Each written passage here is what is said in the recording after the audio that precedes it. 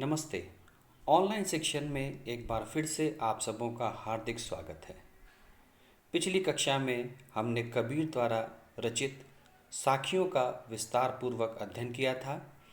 आज मैं आप लोगों के समक्ष उसका दूसरा अंश शब्द लेकर उपस्थित हूँ। छात्रों, शब्द में कबीरदास जी ने यह बताने का प्रयास किया है कि ईश्वर सर्वत्र व्याप्त हैं। हम उन्हें मंदिर, मस्जिद, यत्र तत्र ढूंढते रहते हैं, परंतु यह सब व्यर्थ है। यदि हम सच्चे मन से ईश्वर को याद करें तो ईश्वर सर्वत्र व्याप्त हैं, वह हमारे भीतर ही हैं। आइए हम आज उनके द्वारा रचित शब्द का विस्तार पूर्वक अध्ययन करते हैं। पहले अंश में उन्होंने कहा है, मोको कहाँ ढूंढे रे बंदे, मैं तो तेरे पास में, ना मैं देवल ना मैं मस्जिद ना काबे कैलाश में, ना तो कौनो क्रिया कर्म में, नहीं योग वैराग में, खोजी हो तो तुरंत मिली हो पल भर की तलाश में। कहे कबीर सुनो वही साधु, सब श्वासों की श्वास में।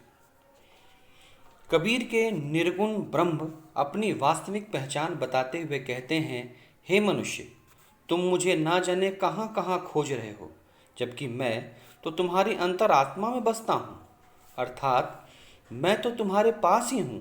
ना तो मेरा स्थान मंदिर में है, ना ही मस्जिद में, ना मैं मुसलमानों के पवित्र तीर्थ स्थल काबा का निवासी हूँ, और ना ही कैलाश पर्वत मेरा ठिकाना है। मैं इन दोनों स्थल पर नहीं रहता हूँ। ना तो किसी प्रकार के कर्म कांड में मैं मिलता हूँ, ना ही किसी योग या संन्यास की साधना से। मेरी प्राप्ति इन आडंबरों से संभव नहीं है। मैं उसी साधक को तुरंत सुलभ हो जाता हूँ जो इन सभी आडंबरों से मुक्त हो और जो मन की पवित्रता से मेरे प्रति समर्पित हो। उस साधक की पल भर की खोज में ही मैं उपस्थित हो जाता हूँ। कबीरदास जी कहते हैं, हे साधुजन, ईश्वर सर्वव्यापी है। वह प्रत्येक व्यक्ति के जीवन में सांसों के रूप में विद्यमान है। वह हमारी अंतरात्मा में ही बसता है। इसलिए यदि तुम ईश्वर को खोजना चाहते हो तो उसे अपने भीतर ही खोजो। ईश्वर को खोजना व्यर्थ है। दूसरा शब्द, संतों भाई आई ज्ञान की आंधी रे, भ्रम की टाटी सबई उड़ानी, माया रहे न बांधी, हिति चित्त द्वैथून गिरानी, मोह बलिंडा टूटा, तृष्णा छानी परी घर ऊपरी, कुबुद्धि का भांडा फूटा। जोग जुति करि संतो बांधो, निर्चु चूवे न पानी, कूड़ कपट काया निष्काया, हरि की गति तब जानी। आंधी पीछे जो जल बूटा, प्रेम हरिजन भीना, कहे कबीर भान के प्रगटे, उदित भया तम खीना।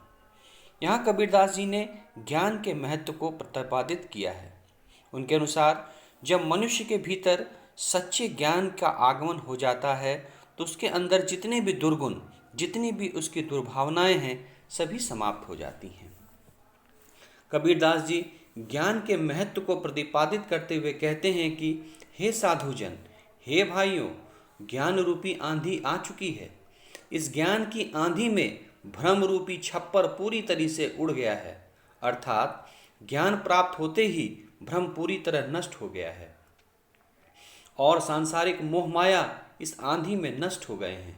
मोह माया के जल में फंसे मन और हृदय के स्तंभ गिर चुके हैं तथा मोह रूपी बल्ली जिस पर भ्रम रूपी छप्पर टिका हुआ था वह टूट चुका है।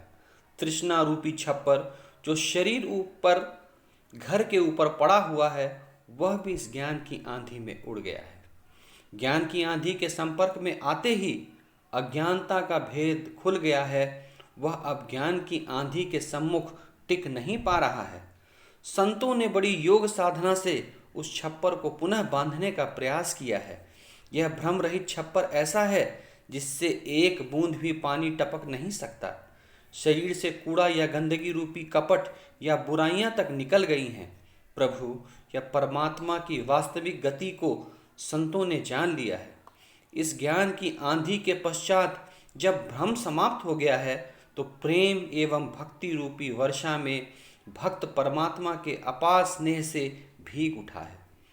भक्ति के रस में डूबने के पश्चात जब ज्ञान रूपी सूर्य का उदय हुआ है तो अज्ञान रूपी अंधकार कहीं टिक नहीं सका, अर्थात ज्ञान की प्राप्ति के पश्चात संपूर्ण भ्रम एवं सांसारिक मोह माया से मुक्त होकर भक्त परमात्मा में लीन हो जाता है।